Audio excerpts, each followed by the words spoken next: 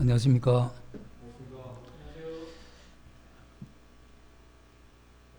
오늘은 요한복음 21장입니다.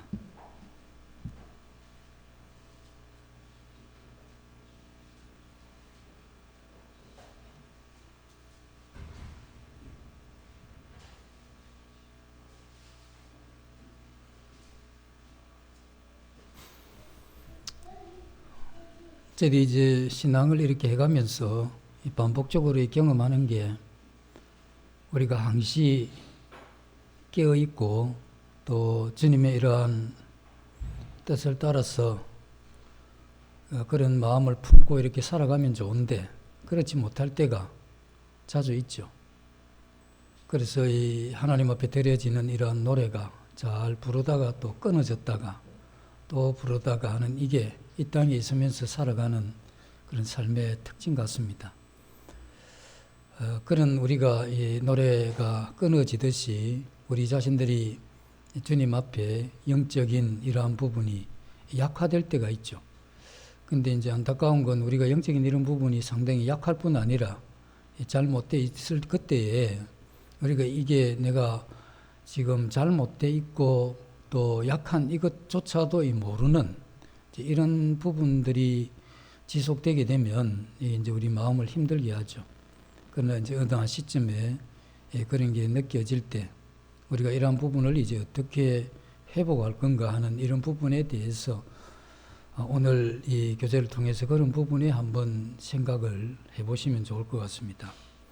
요한복음 21장은 이제 예수님이 부활하고 난 이후에 제자들을 만나는 장면인데 이 제자들은 예수님이 부활하셨지만 이 부활의 이러한 의미를 몰랐습니다.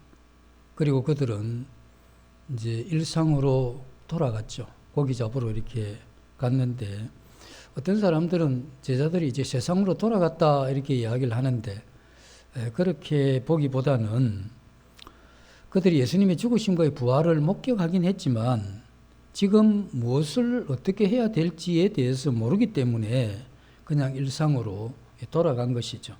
그래서 일상으로 돌아가서 고기를 잡으러 갔는데 밤새 못 잡았습니다. 바다에서 잔뼈가 굵었던 베드로도 있었지만 고기를 전혀 잡지를 못했죠. 그때 예수님께서 이렇게 말씀을 하십니다.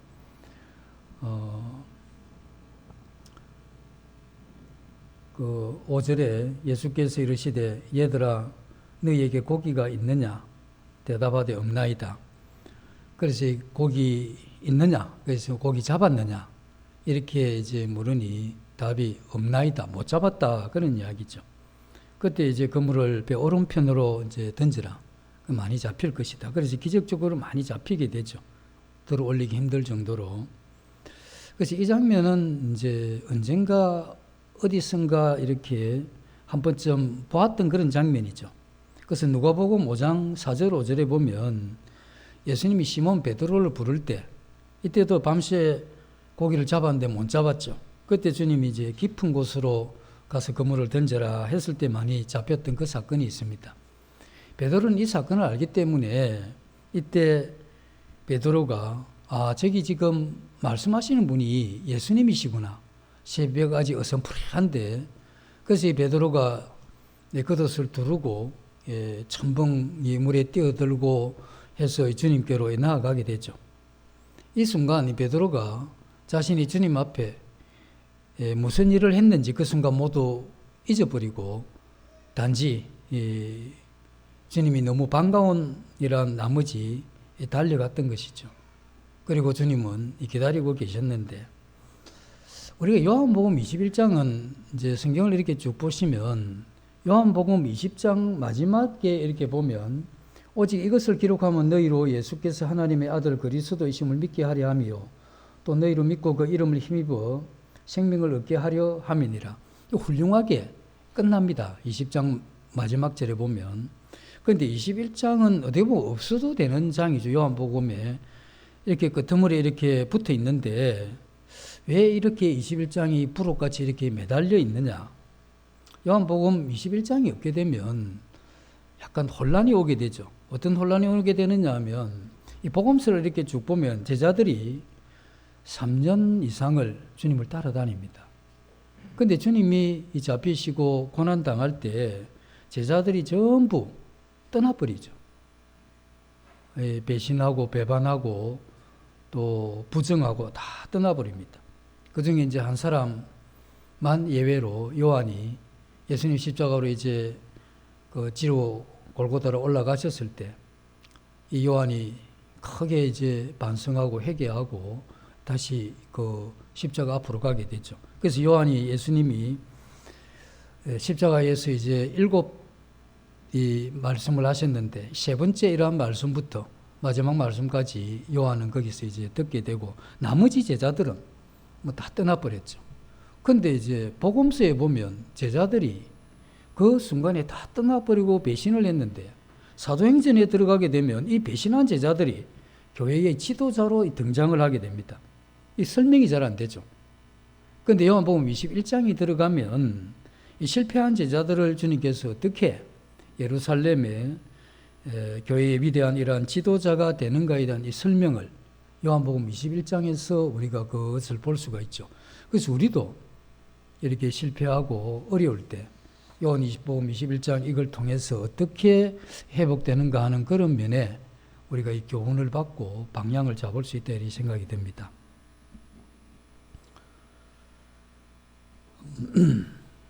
우리가 이렇게 신앙을 해가면서 우리 모두는 한 번도 실패하지 않고 완전한 삶을 살아내고 싶지만 그런 사람이 아무도 없습니다.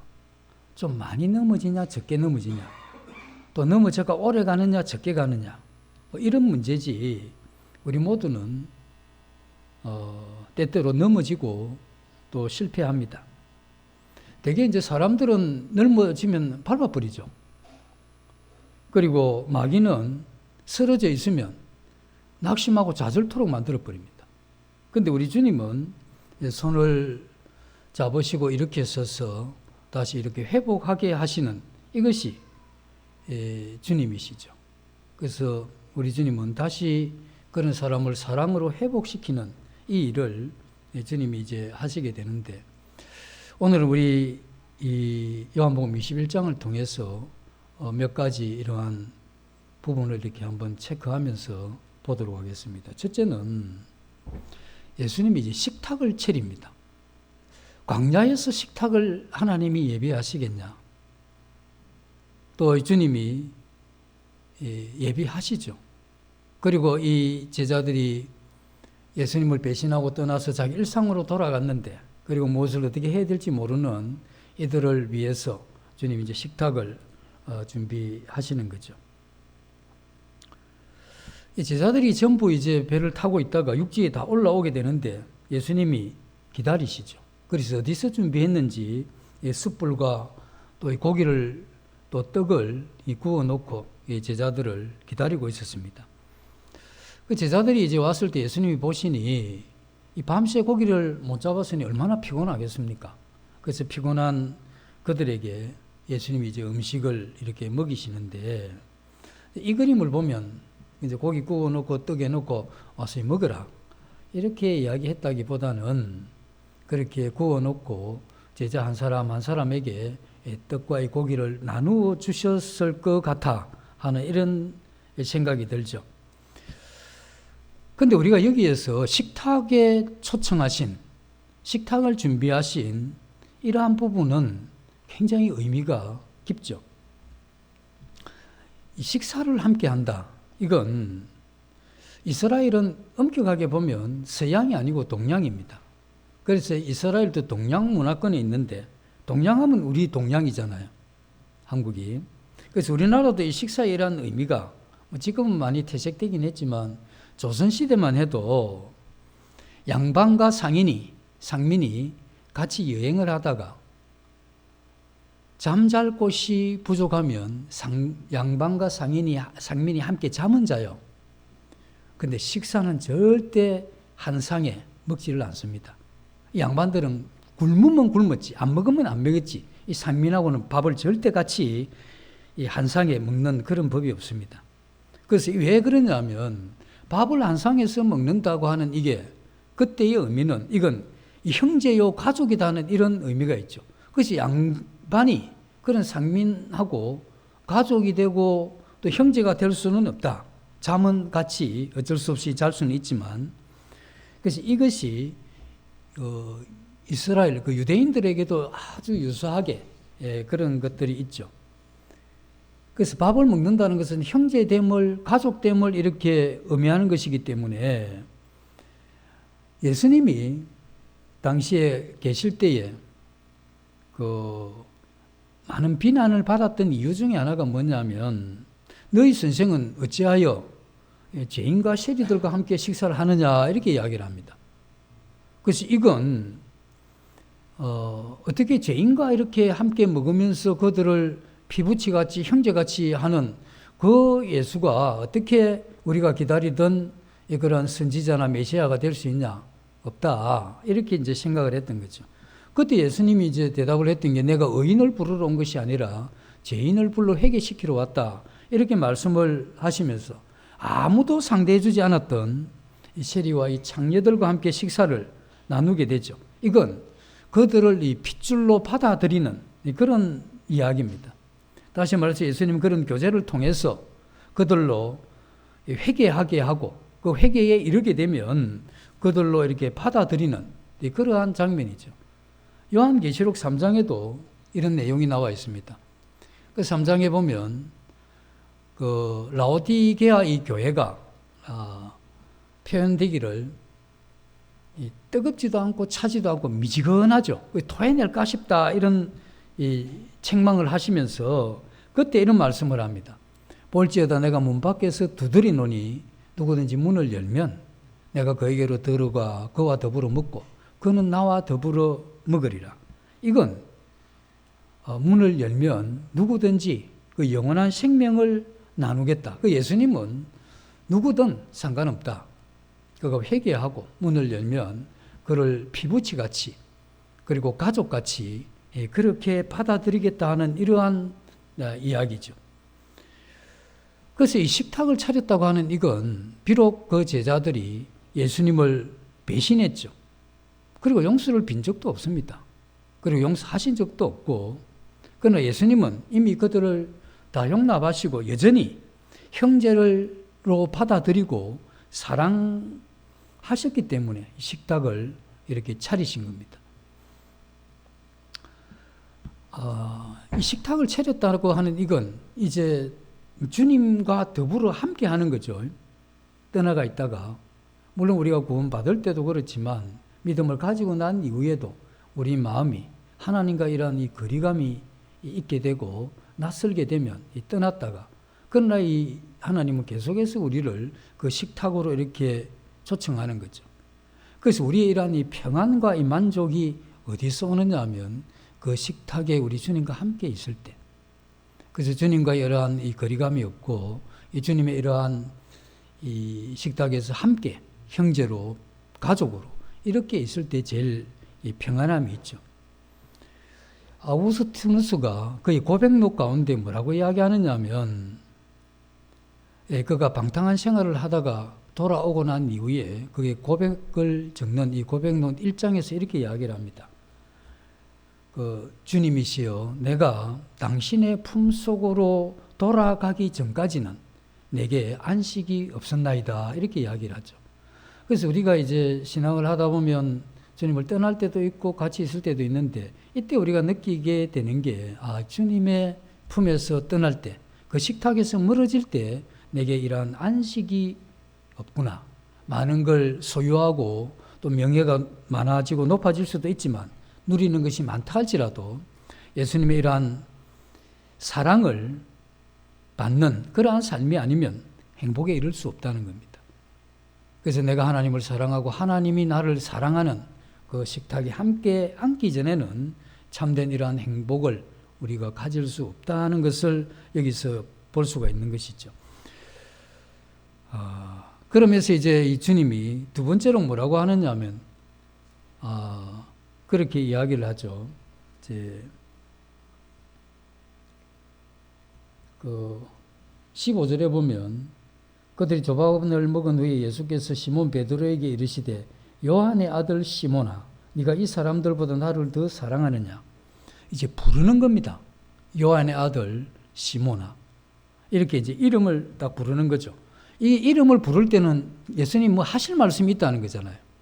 그때 이제 사실 모든 제자들에게 다 이 말을 하고 싶은데 베드로를 대표 삼아서 예수님이 시몬 베드로를 부르면서 이제 이야기를 하는 건데 여기에서 뭐라고 불렀습니까? 베드로야라고 부르질 않고 요한의 아들 시몬아 이렇게 부릅니다. 요한의 아들 이 시몬은 베드로가 예수님으로부터 새로운 이름을 받기 전 그 옛 이름입니다. 그래서 다시 말해서 새 이름을 받기 전 이 세상에 있을 때의 그러한 이름이죠. 가이사랴 빌립보에서 예수님이 제자들에게 질문을 합니다. 사람들이 나를 누구라 하느냐 이래 묻죠. 그래서 각각의 많은 이러한 대답을 합니다. 그때 시몬 베드로가 뭐라고 하느냐 하면 참 이 불후의 이러한 남을 대답을 하게 되는데 주는 그리스도시요 하나님의 아들이시니이다 하는 이런 고백을 하죠. 예수님이 그 고백을 들으면서 무척 기뻐하는 겁니다. 지금 제대로 답을 하는구나. 그러면서 예수님이 네 이름이 시몬이라 말고 베드로로 하라. 이건 뭐냐면 베드로 반석인데 그렇게 신앙 고백을 한 이 반석 이건 뭐냐면 주는 그리스도시요 살아계신 하나님의 아들이라고 하는 이와 같은 고백의 반석 위에 내 교회를 세우겠다. 이후에 모든 교회는 이와 같은 이 고백 위에 세워질 것에 대해서 주님이 그렇게 말씀을 하신 것이죠. 그런데 예수님은 요한의 아들 시몬인데 새 이름을 줬잖아요. 베드로라고 줬는데 여기에서 그러면 부를 때 베드로야 이렇게 불러야 되죠. 그런데 요한의 아들 시몬아 이렇게 부르지 않습니까? 왜 이런 이름을 왜 그렇게 불렀습니까? 우리는 이런 부분에 볼 때 예수님이 정말 이 사람을 배려하는 분입니다.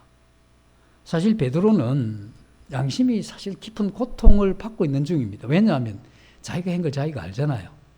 예수님이 반가워서 옷 두르고 첨벙 뛰어내려서 가까이 가기는 갔는데 자기가 가만히 생각해 보면 내가 죽기까지 주님을 따르겠습니다. 이렇게 혼장담을 하고 다 버려도 나 안 버립니다. 이렇게까지 이야기를 했는데 저주하여 맹세하면서 부인해버린 거죠. 닭이 울면서 자기가 통곡했던 이러한 기억이 나지 않겠습니까? 그리고 용서 빌지도 않고 아직 받지도 않았는데 그래서 양심이 참 고통받고 있는 때입니다. 이때가.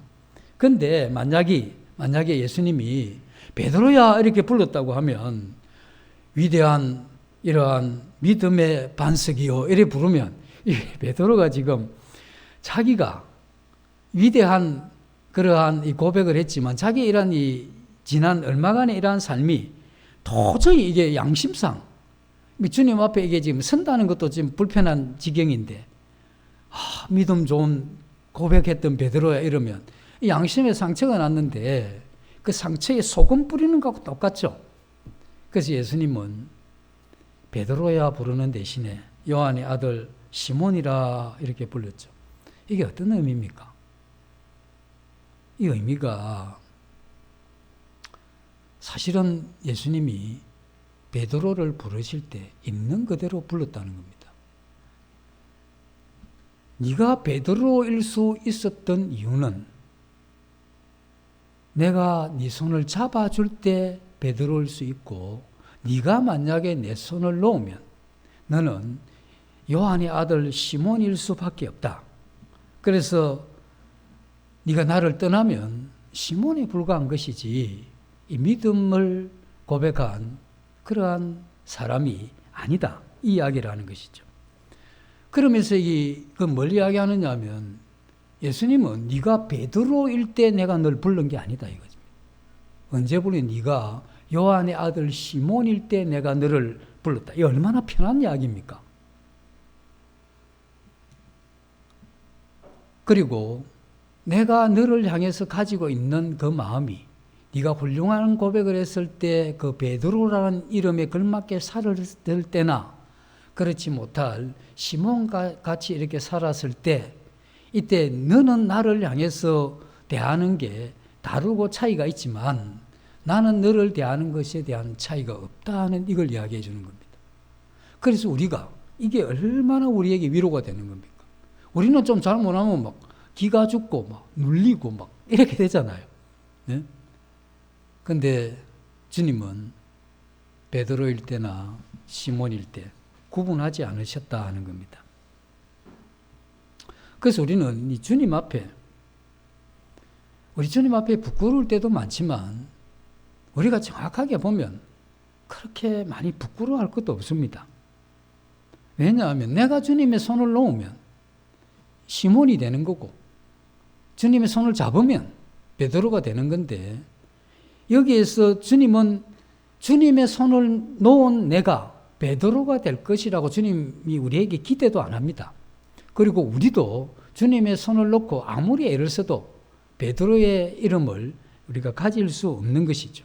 그래서 주님은 우리의 힘으로 우리가 이와 같이 그 믿음의 사람이 될 수 없다는 이걸 아시는 분이죠. 너무 잘 아시는 겁니다.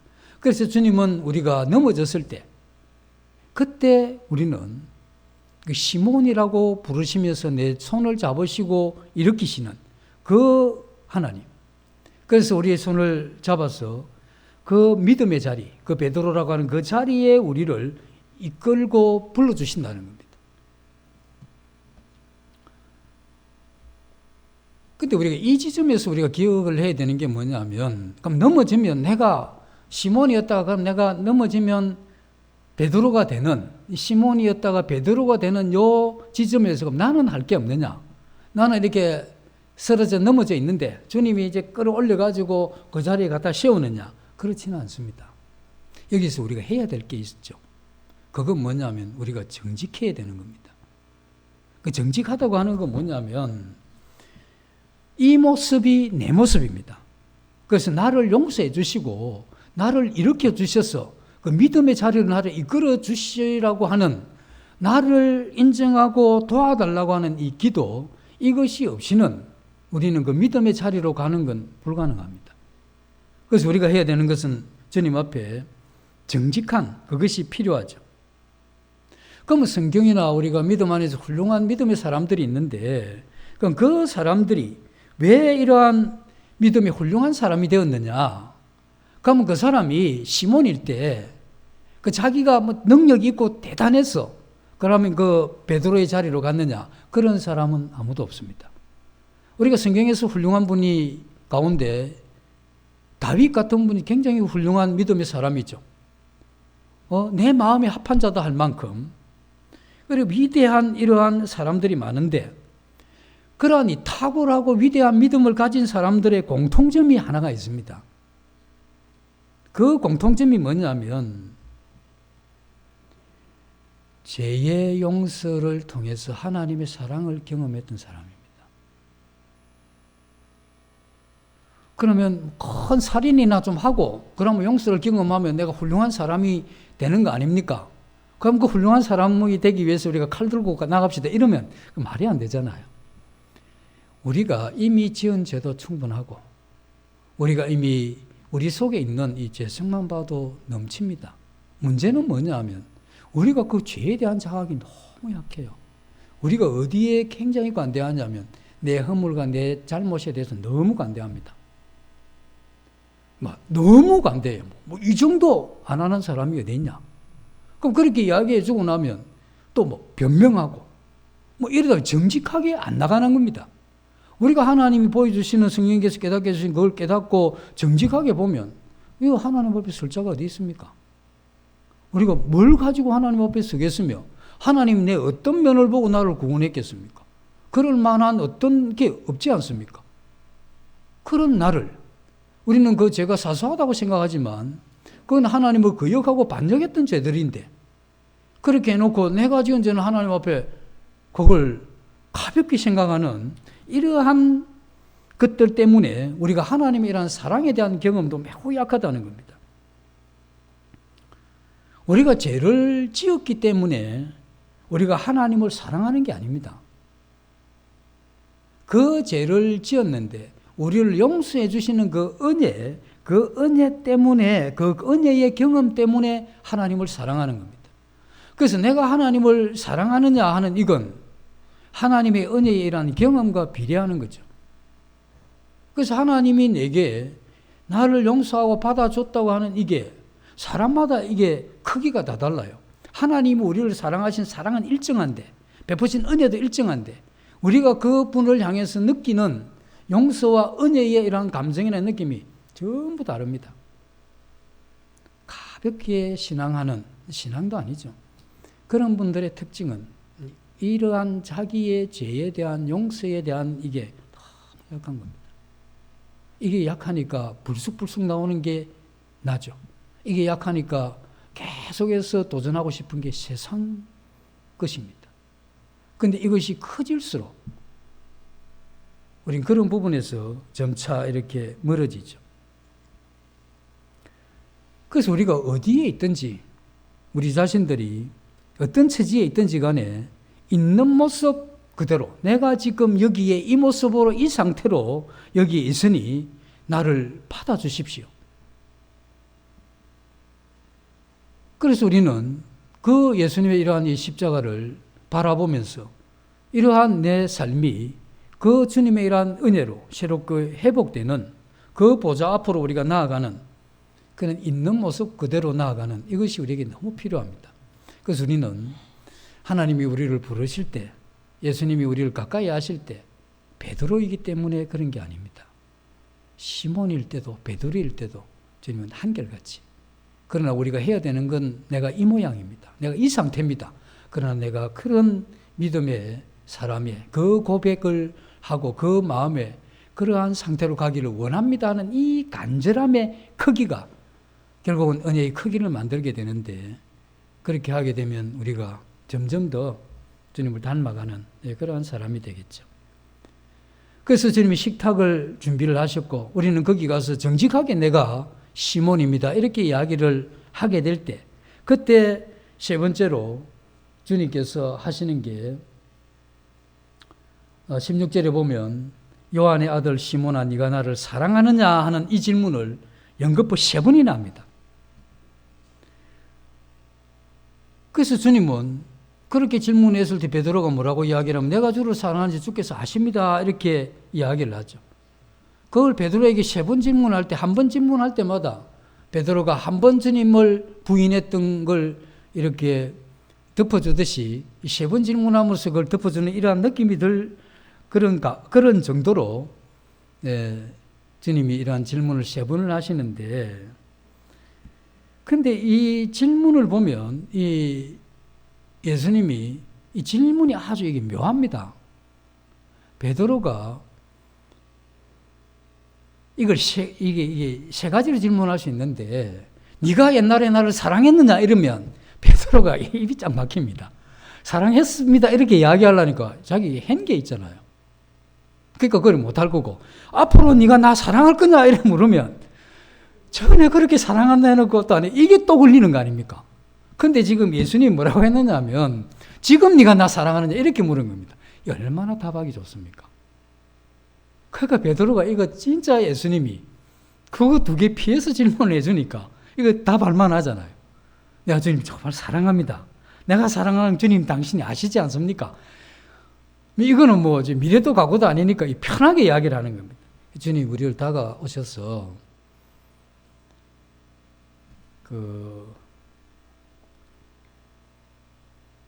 보통 사람 같으면 너 지금 나 사랑하느냐 이러면 사랑한다 이러면 그럼 그때 옛날에 너 왜 그랬냐 이러면서 지금 나 사랑한다는 이게 의문을 품잖아요.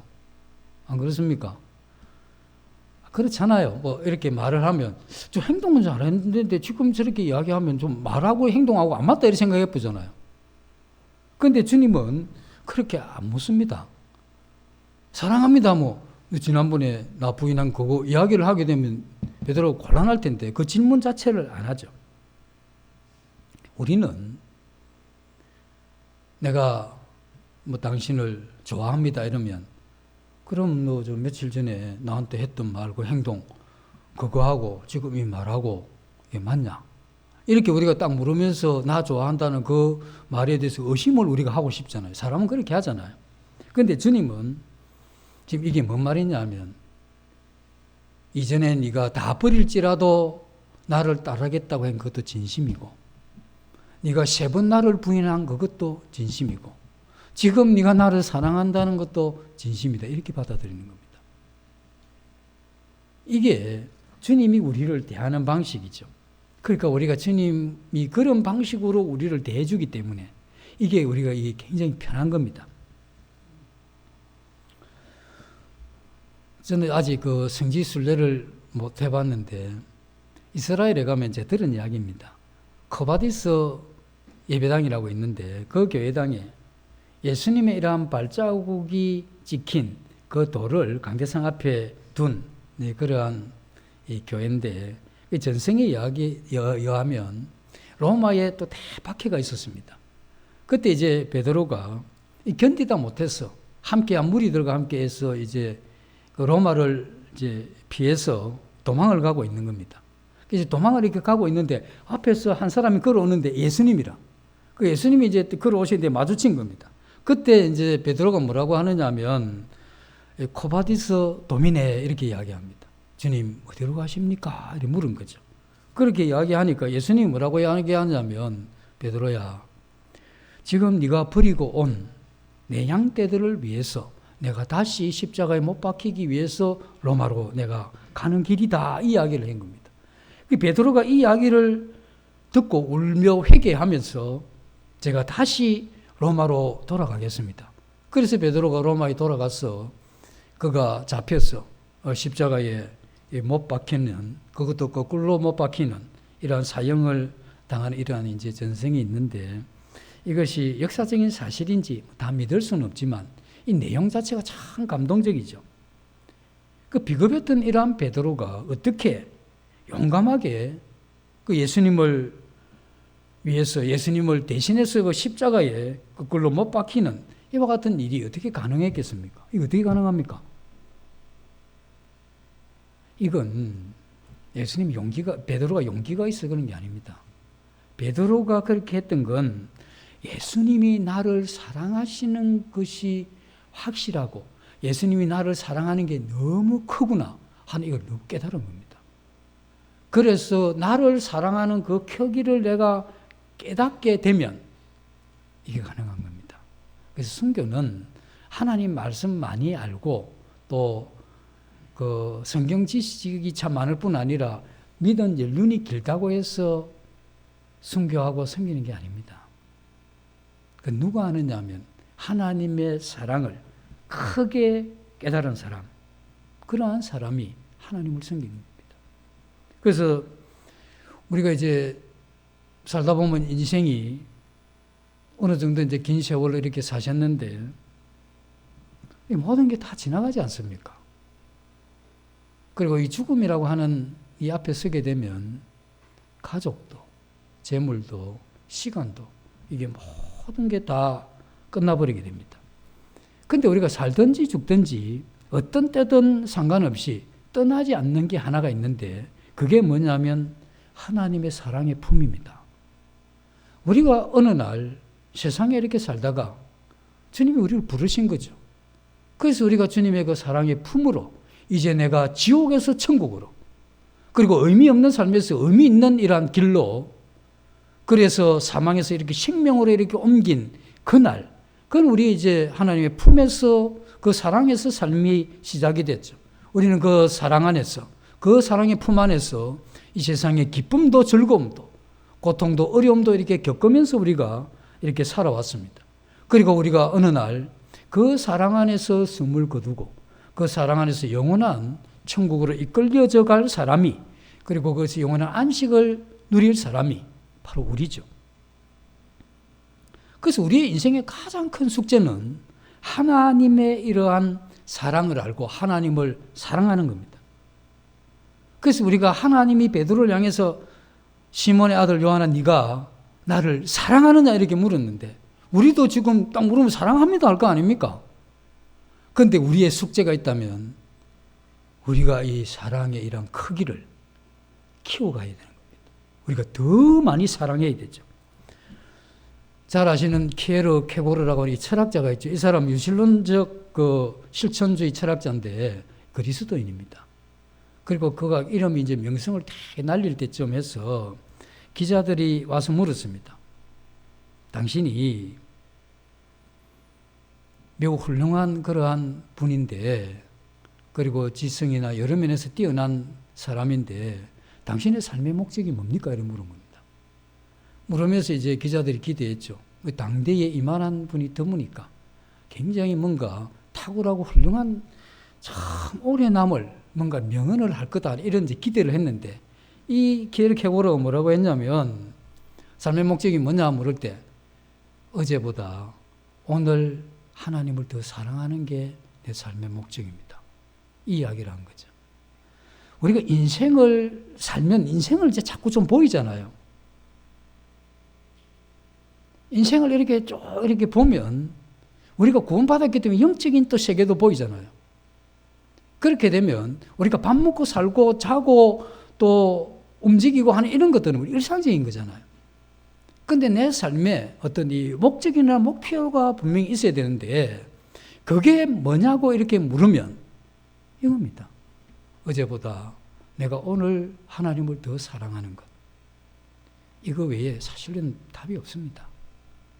그래서 베드로에게 물었던 게 뭐냐면 지금 요걸 확인하고 싶었던 겁니다.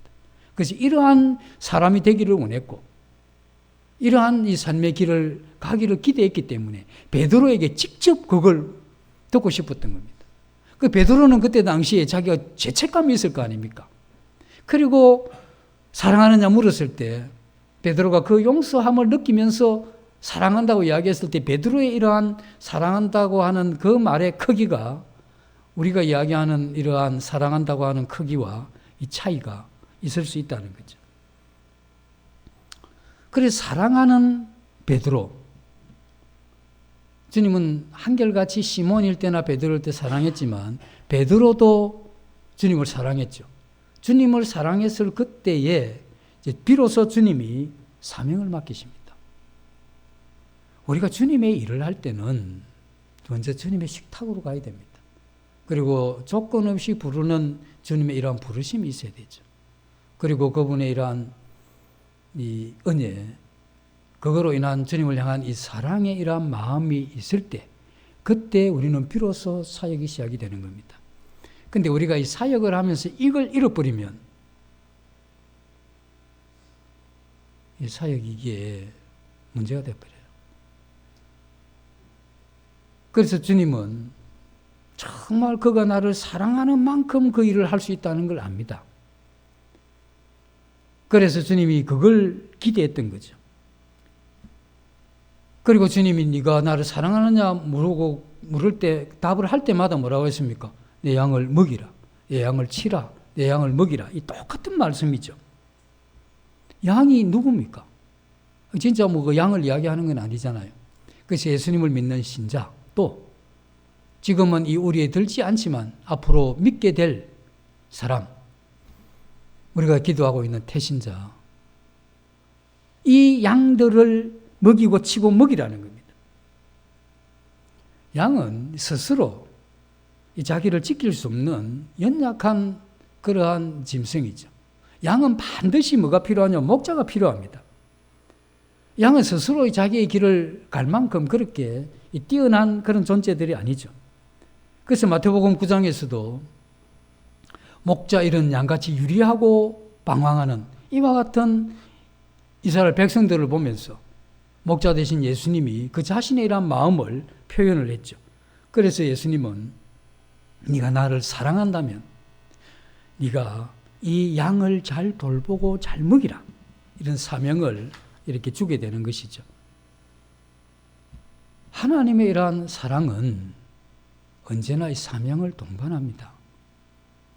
하나님은 우리를 향해서 무조건적인 사랑이라는데 의미 없고 조건 없는 사랑이 없습니다. 하나님이 우리를 사랑할 때 하나님은 우리가 그 사랑을 알게 되고 깨닫게 되면 그 하나님의 뜻을 받들도록 되어 있는 겁니다. 그런데 그 뜻을 안 받들게 되면 그 사랑이 식어져 버려요. 날아갑니다. 그게 그냥 있는 게 아니죠. 하나님이 우리에게 용서라고 하는 이 은혜를 베풀 때, 그때 그 은혜와 함께 우리에게 주어지는 게 뭐냐면 사명입니다. 인생의 목적이 뭔지 모르겠다고 말하는 사람들이 있죠. 그 허공을 치며 공허하게 살아가는 사람들인데, 이 사람들의 공통점이 뭐겠습니까? 하나님 사랑에 대한 경험이 없거나 약한 겁니다. 그리고 그가 하나님을 사랑하는 게 미비할 때 그가 잃어버리는 게 뭐냐면 사명입니다. 사명이 또렷해질수록 유리한 게 이 사랑에 대해서 이 갈구하는 이게 비례하고자 하는 이런 마음이 있죠. 여기에서 우리가 만약에 이게 차이가 나버리면 혼란이 옵니다. 그래서 우리가 지금 내가 하나님을 사랑합니다 했을 때, 그러면 어린 양을 내가 먹이냐, 치냐, 먹이냐, 이걸 물어봐야 되죠. 나는 정말 성도들을 위해서 기도하고 성도들을 위해서 섬기고 안 믿는 사람들에게 영향을 또 섬기고 배려하고 하는 이런 게 뭐가 있느냐? 그들을 위해서 내가 기도하냐? 만약에 그런 것이 없고 나 하나님을 사랑합니다 이러면 성경에서 이야기하는 사랑은 입에서 나오는 말이 아니다는 겁니다. 반드시 뭘 동반하느냐 하면 사명을 동반하는 겁니다. 그래서 우리가 하나님의 사랑을 깊이 경험하게 되면 어떤 게 있느냐 하면 길 나가면 다 불쌍한 거야. 이전에는 길 나가면 다 부르는 거예요. 나보다 잘 사는 것 같고 나보다 뛰어난 것 같고 나보다 더 좋은 것 같으니까 막 나도 이렇게 했는데 주님의 이런 사랑을 확 받고 이렇게 마음이 이렇게 사랑에 적셔지면 나가보면 다 불쌍한 거야. 저렇게 잘났다고 끄떡거리고 살다가 저 지옥 가면 어떡하지? 저렇게 자기가 뭐 좀 됐다고 생각하는데 저 아무것도 아닌데 저러다가 저 끝나면 저 어떡할 거냐? 이런 생각이 드는 거죠. 그래서 내가 자꾸 한마디라도 해주고 싶다는 거죠. 인생이 이런 게 아니다. 한 번 죽는 것은 정하신 거 후에 심판이 있다. 이 하나님의 이런 말씀이 지금 이거 이루어지고 있다. 다 지나가는 거다. 그렇게 누리는 것도 좋지만 먼저 영원히 살고 봐야 안 되냐. 이런 마음이 우리에게 있었잖아요. 그때는 하나님이 처음 믿음을 가질 때 특별하게 뭘 주는 줄 압니까? 우리가 성경을 많이 몰라도 하나님의 이러한 은혜가 생각보다 이게 우리가 느낄 수 있도록 아예 크게 한번 줘요. 그러면 다 용서가 되고 다 이해가 되고 아무것도 없는데 다 가진 것 같고 막 이렇게 여유가 있잖아요. 마음에 뭐 일거리 걱정거리 그대로 있는데 별로 마음 안 뺏기고. 근데 세월이 지나면서 다 사가버려. 근데 그것 우리가 회복하고 그 길을 가는 이게 하나님을 사랑하는 사람들이 가야 될 그러한 길이죠. 우리가 교회를 오래 다녔다고 해서 영혼을 다 사랑하는 게 아닙니다. 성경을 많이 안다고 해서 영혼을 사랑하는 게 아닙니다. 영혼을 사랑해서 배려하고 섬기는 사람은 하나님의 사랑을 아는 사람이고 그것을 느낀 사람입니다. 그건 느낀 만큼 움직입니다. 우리 그 사랑은 우리로 그걸 움직일 수밖에 없도록 만드는 겁니다. 눈을 감아도 그 생각이고 눈을 떠도 그 생각입니다. 내가 이런 것이 약해질 때 불안하죠. 내가 어쩌다가 이 영혼을 향해서 바라보는 이것이 이렇게까지 식었냐 하는 이게 어느 날 우리의 아픔이 되는 겁니다. 지금 이게 아니다. 이게 문제가 심각하다. 내가 표면적으로는 내가 이전과 똑같지만 내 마음에 이게 지금 없구나 하는 이게 느껴지는. 그래서 우리가 영혼을 섬기고 사랑하는 건 우리 마음에 그것이 느껴지는 정도입니다. 하나님이 우리를 이 죄에서 우리를 불러서 구원하시고 자녀로 불러주시고 했던 이와 같은 사랑을 깊이 아는 사람들은 양들을 위해서 영혼을 위해서 뭔가를 하지 않고 살 수는 없는 겁니다. 그렇게 안 사라져요. 불가능합니다. 우리는 그런 사람들을 보면서 그런 생각이 들어요. 저 사람이 만약에 이 복음을 제대로 듣기만 한다고 하면 그 불행한 삶에서, 그 의미 없는 삶에서, 그리고 그렇게 유리하고 방황하는 그 삶에서 회복되고 행복할 수 있을 것인데 하는 이런 생각이 딱 들잖아요. 그게 들면서 내가 지금 그 일을 해야 되는데 지금 그 사람이 구원받지 못하고 그 사람이 하나님께 돌아오지 못한 이 책임이 내게 있는 것 같아 하는 이런 느낌이 뭐냐면 이게 사명감입니다. 나 때문에. 내 때문에 제 영혼들이 돌아오지 않는구나.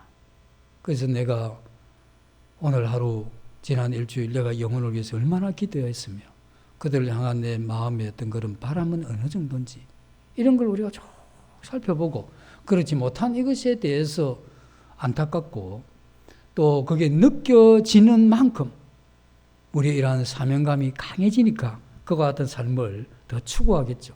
그렇게 되면 예수님이 이 땅에 계셨더라면 살았을 그 삶을 내가 사는 겁니다.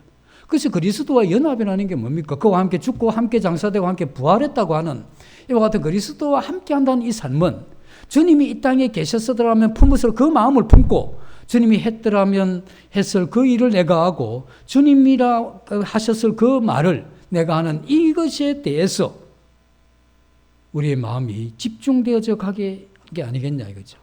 그래서 우리가 하나님을 떠난 그 사람을 보면서 안타까운 마음이 있고 그들의 영혼이 배고파 있기 때문에 말씀의 떡을 나눠주고 그들의 눈물이 있다면 예수님이란 사랑으로 눈물을 씻어주고 그렇게 해가는 그들의 친구가 되어주는 이와 같은 이것이 양을 먹이는 거죠. 우리는 그 일을 위해서 하나님은 이 땅에 예수 그리스도를 보내신 거죠. 그리고 그 말씀을 듣고 믿는 그 은혜를 알고 그 사랑을 아는 우리는 그와 같은 삶을 우리는 살아야 된다 하는 이걸 꼭 기억을 해야 되는 겁니다. 그래서 우리가 이렇게 살면서 이런 것을 어떻게 잘 유지할 수 있느냐 그 방법을 제가 이야기를 드릴게요. 우리가 하나님 앞에 사랑을 받고 은혜를 입는 이 삶을 어떻게 유지할 거냐 그리고 어떻게 내가 사람들에게 그들을 섬기고 그들에게 복음을 전한 이 영향을 조금이라도 미칠 수 있을 것인가 이것을 위해서 우리가 꼭 해야 되는 게 있는데 이것 잘하면 돼요. 하나는 나 같은 인간을 용서해 주신 십자가를 생각해야 되는 겁니다. 우리는 이게 지금 일주일에 한 번씩 만찬 예배 때 하는데 매일 돌아보면 자기를 이렇게 가만히 살펴보면 자기가 아직 하찮은 사람이라는 이거 다 느끼잖아요. 이게 예상 밖이죠. 우리는 믿음을 가지기 괜찮은 좀 이렇게 생각을 하고 싶었던 사람이잖아요. 말씀 앞에 비춰놓으면 이게 참 티끌이고 이 참 버러지 같은 연약한 정도가 아니고 이게 죄의 뭉치 같은 이런 것들이 막 우리 뭐 인생 살아온 책갈피마다 이렇게 다 뒤져서 과거를 하나하나 이렇게 살펴보면 품었던 마음, 행했던 행동, 말, 처신했던 거, 대한 거 뭐 이러면 아무 형편 없잖아요. 이런 나를 구원하셨다고 하는 이런 나를 있는 그대로 받아주신 이 하나님 그걸 위해서 십자가에서 그 모진 고난을 그 하나님의 아들이 이 땅에 와서 그런 수모를 그렇게 당했는데 예수님이 당한 수모나 희생이나 고통은 아무것도 아니고 그냥 내가 이렇게 해가는 이 뻔뻔함에 대해서 주님 앞에 생각을 해야 되죠. 이것 하나 해야 되고 또 하나는 하나님 모르고 살아가는 저 사람들이 불쌍해야 되는 겁니다. 그래서 내가 그 영혼들을 향해서 불쌍히 여기는 마음이 없지는 않은데 너무 적다고 하는 이것 때문에 고통해야 되는 겁니다. 그래서 이 두 가지가 매일 되어지게 되면 그러한 사람은 그가 누구이든지 그가 어디에 살든지 어떤 형편에 있든지 어떤 모습이라 할지라도 하나님은 그를 통해서 어디든지 그를 통해서 영혼을 살려낼 것이고 그리고 그 살려낸 그 영혼과 함께 그 사람도 계속해서 살려내는 겁니다. 그래서 하나님은 우리를 그렇게 살리시고 그렇게 계속 행복하게 살아가게 하시는 겁니다. 우리가 오늘 이와 같이 주님의 이러한 은혜에 대한 감격이 부족하고 주님을 사랑하는 이게 적고 내가 영혼을 섬기고 배려하고 기도하는 이것이 아주 미비하다 할지라도 상관없습니다. 주님은 이런 나를 부르시고 이런 나를 여전히 사랑하시니까 내가 뭐 어떻게 되어가지고 주님을 쫓아가는 게 아니고 요 모양 여기에서 주님이 불러주시니까 이게 얼마나 편합니까? 그러나 우리가 해야 되는 건 정직하게 나 이 사람입니다. 나 이 삶에 내가 만족할 수는 없고 주님이 그 핏값으로 생명으로 나를 부르셨으니 좀 가치 있고 의미 있고 힘 있는 그러한 삶 살기를 원합니다. 주님 나 좀 만나 주십시오 하는 이와 같은 이 기도 정말 하나님 원하시는 거죠. 오늘 이 21장에는 그 새벽에 갈릴리 바다에 예수님이 그 시몬 베드로 세상 이름으로 살아가는 그 시몬에게 오셔서 그를 만나 주신 거죠. 그리고 지난 과오 묻지도 않습니다. 그리고 세워주는 거죠. 그리고 위대한 이 교회의 주춧돌이 될 수 있는 기둥 같은 일꾼으로 그들을 세웠다는 겁니다.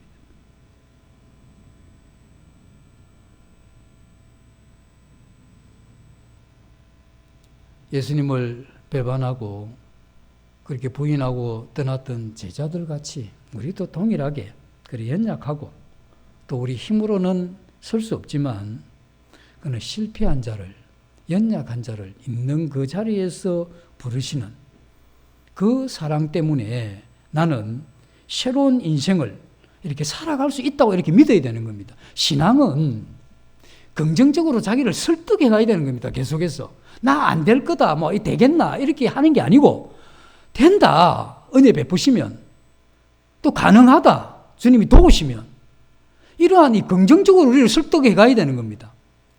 우리가 사단은 계속해서 너 되겠나 이때까지 해온 걸 봐라 반복했지 않느냐 네 모양 이건데 니는 신앙이 이 정도 있으면 막 바닥에서 그 정도만 해도 너 잘하는 거다 막 근근히 해가는 것만 해도 네 훌륭하다 이렇게 하면서 낙심, 좌절, 절망하게 만들잖아요.